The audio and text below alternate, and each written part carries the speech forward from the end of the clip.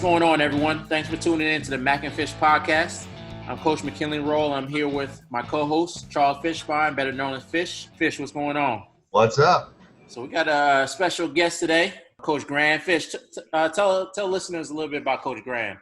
Well, I've known Coach Gran probably about, he started when he was at Auburn is when I met him. So probably about 2000, 2001. So I've known him for probably close to 15, 20 years, which is crazy how time's flown.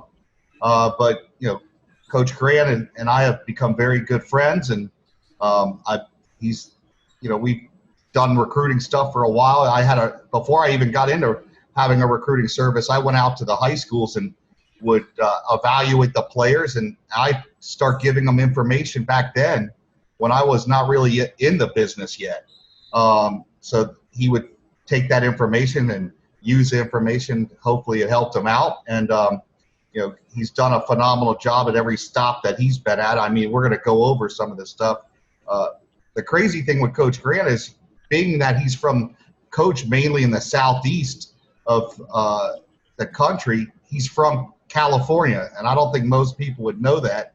I'm sure he could get into that a little bit and tell us what being from California, coming all that way and coaching in the East Coast. But I'm ready to get going, Mac, and let's get this party started. All right. Well, kind of leading into that, Coach, thanks for coming on with us. But, tell our listeners about, how did you start your coaching career and got into it? Well, I appreciate y'all having me on today. Fish, I can't believe it's been 15, 20 years. It made me feel old, man. You know what? I'm originally from San Diego, but my coaching career just kept sending me further east and south.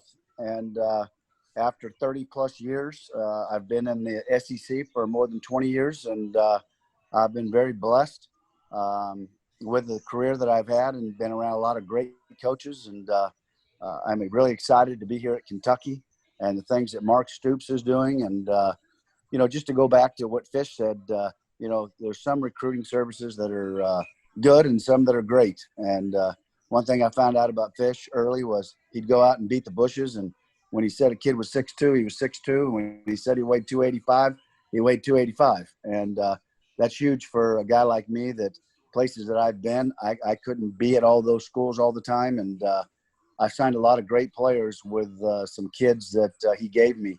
Earlier, it was easy because he was just starting out, so I felt like I had the diamond in the rough. But he got bigger, and he started leaving me behind, Yeah. Oh, man, that's great.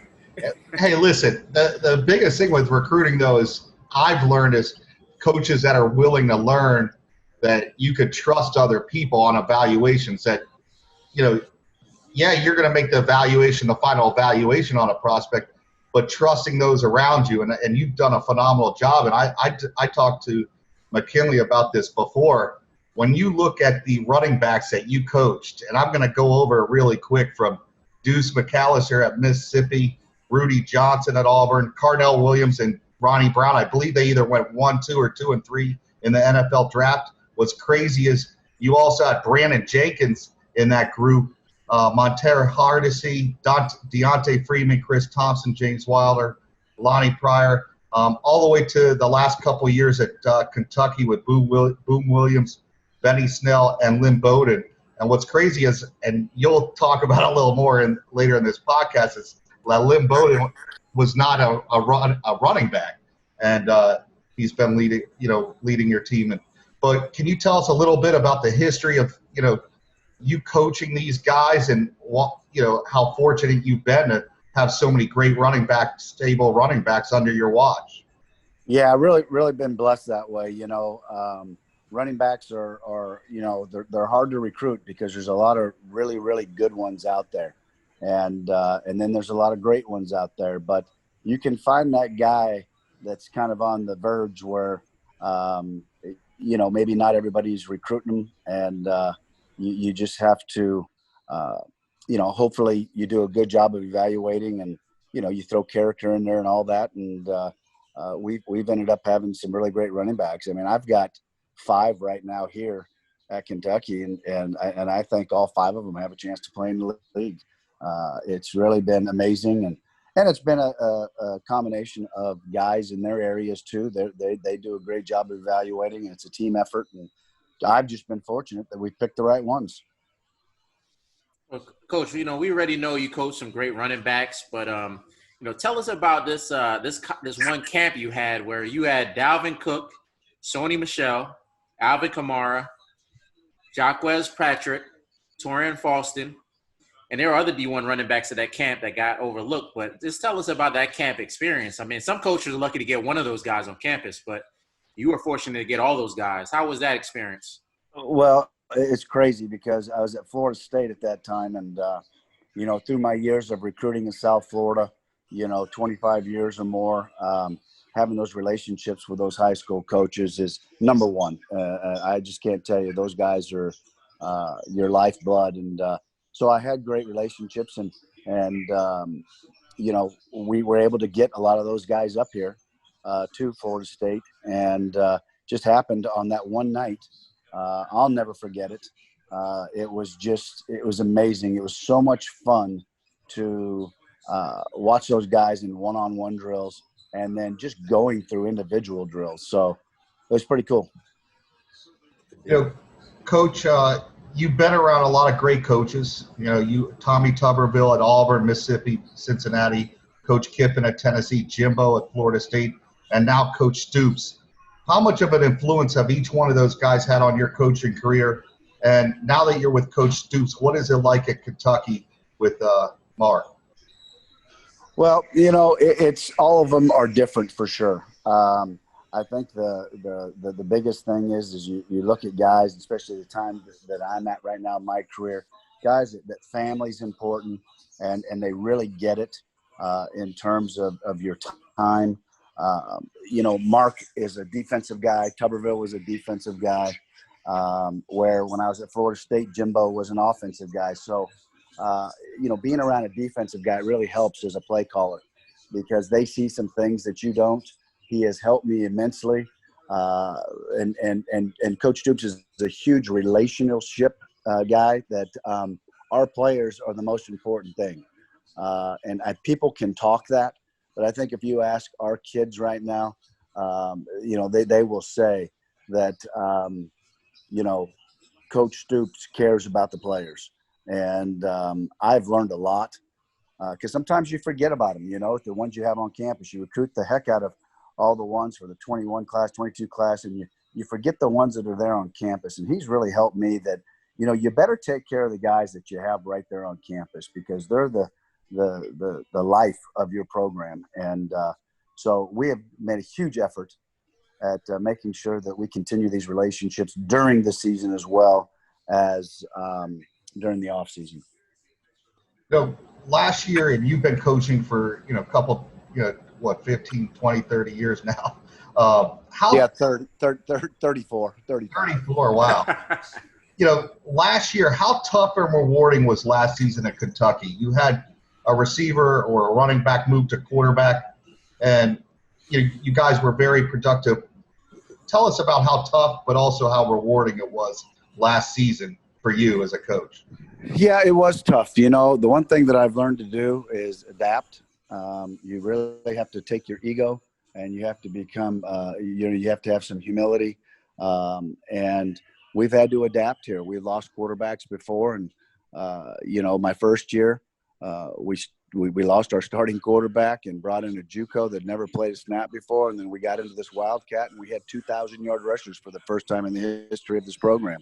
And it only had happened 2 other times in the SEC. So we did it then. And when our quarterbacks went down and we lost 3 of them last year, Lynn was our best athlete. He had done some of that stuff in high school. We were fortunate to have had in an 8-game stretch, we had 2 bye weeks. So we were able to kind of put together some stuff. We went back and watched people, nickel state, triple option stuff. And we just kind of pieced together some stuff formationally and maybe we could give people some issues and it worked out. And, the guy touching the ball, Lynn Bowden's as good as I've ever coached.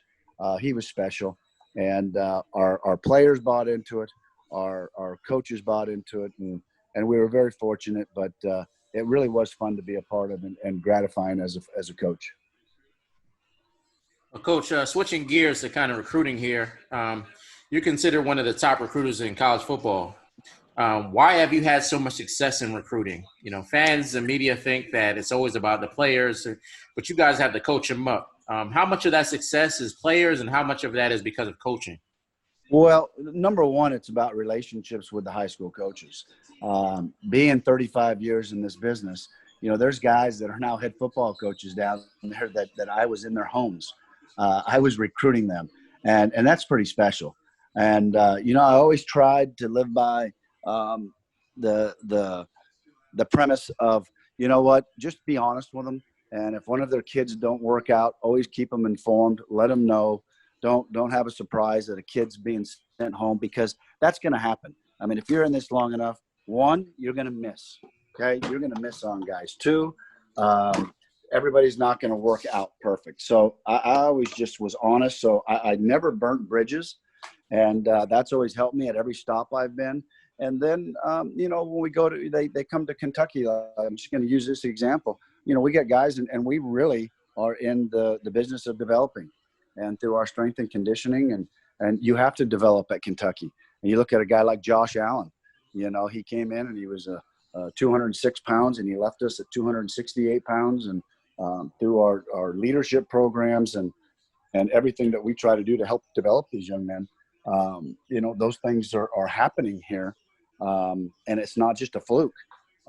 We've got a lot of kids that are draftable and that have been drafted in the last 4 years, SEC All-Americans, and it's only been getting better and better. So I think it's a combination when you talk about recruiting, but those relationships with those high school coaches, being able to trust somebody, you know, like especially now, you know, think about it now in this time of age. You know, I haven't seen anybody in the spring, so I got to rely on a coach to, when I call him and say, hey, you know, tell me about him. How has he grown, you know, mentally and physically? And well, if you have those relationships, I think you're going to be ahead of the game, and you're going to be ahead of the party for sure. Following up on that question, because you just brought it up, and it, you know, so much of your evaluation's done in the spring as coaches, and you know that a lot of coaches we've dealt with over the years, you'll have a coach that'll tell you, hey, this kid's an All-American, and then you go watch them, and you're like, you know, they're not as good as you thought, or maybe the coach overrated them a little bit. But now that you don't have that luxury to go on the road this spring, like, how are you going to trust that evaluation from every angle that you got to deal with it with this pandemic that's going on? Well, you got to be good on film. You know, you got to do a good job of, you know, when you're evaluating, and it's kind of back to the old days, you know, and when you've lost spring football and you've lost summer camps, it's really vital to, number one, to have had kids on your campus, hopefully their sophomore and junior year, but to just get that quality information from other coaches from that you're doing, you know, and you're going to, and you get that information and you try your best. Coach, last question. You know, over your 34 years in coaching, who is your most prized recruit that you ever landed? Oh, wow. That's a good one. I would say, you know, probably Devontae Freeman. You know, Devontae was behind some pretty good backs at the time that he was there. And I'll never forget it. I was on the field at Miami Central. Telly Lockett told me to take a look at this kid. And I called Jimbo right there on the field. And I said, this kid's an offer. You know, I said, I really, really like him. And, you know, we brought him up to camp, and he ran one drill, and Jimbo looked at me and he said, you got that right. This kid's the real deal. And, you know, it was a battle all the way to the end with him, even up until signing day with Miami. And we were awfully fortunate to get him. And he's one of my favorite, man. I just loved his work ethic and everything about him. But I would say probably Devontae. Yeah, a crazy story about Devontae. I remember when Devontae was in high school, I think it was a Saturday practice at Miami Central. They had another kid, Brandon Gaynor, and that was the key recruit. He ended up, ironically, going to Kentucky. And I remember I was sitting with another coach, watching him run, and I'm like, this kid is better than 2 running backs. And they weren't even hyping Devontae up. And it happened to be that he ended up having the better career, but he was one of those kids that a typical South Florida kid. There's so many of them that have flown under the radar to have great careers in college. Yeah, and Miami Central has had such a stockyard of running backs, you know, just great ones. And so he was just another one that came out of there. Yep. Well, Coach, you know, we always like to let our listeners get your social media handles. How can they follow you or, you know, keep in touch with, you know, Kentucky and the great things you guys are doing? I'm at Coach Gran on Twitter. And that's the best way. And, you know, I'm posting stuff all the time and all my Kentucky stuff's on there. So I really appreciate that. Yes, sir. Well, thank you for joining us today, Coach. We really appreciate it. It is my pleasure, and thank you both for having me. Anytime, okay? Yes, sir.